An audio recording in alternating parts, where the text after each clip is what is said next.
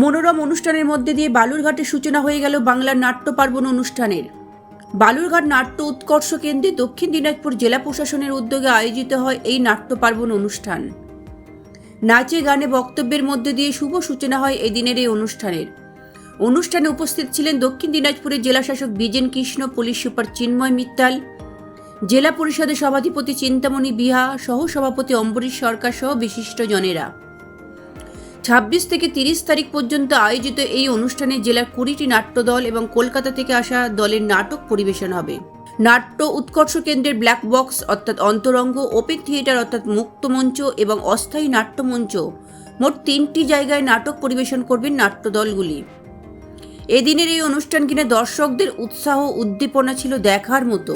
যারা অংশগ্রহণ করছে আমাদের জেলার বিভিন্ন নাট্যদলগুলি থেকে যারা এসছেন বা যারা আগামী দিনগুলিতে পারফর্ম করবে নাট্যকর্মীরা, এবং বিভিন্ন স্কুল থেকে আমাদের এই অনুষ্ঠানের সাথে যে বাচ্চাদের জন্য বিভিন্ন প্রতিযোগিতা এবছরে রেখেছি, ওই প্রোগ্রামগুলোতে যারা পার্টিসিপেট করার জন্য যে ছোটো ছোটো বাচ্চারা যারা এসছেন এবং তাদের টিচার্স, নন টিচিং, অন্যান্য যারা প্যারেন্টস, সংবাদ মাধ্যমের বন্ধুগণ, সবাইকে আমি দক্ষিণ দিনাজপুর জেলা প্রশাসনের পক্ষ থেকে এই তৃতীয় পর্বের দক্ষিণ দিনাজপুর জেলা প্রশাসনের আয়োজিত নাট্য পার্বণ তৃতীয় পর্বের স্বাগত জানাচ্ছি।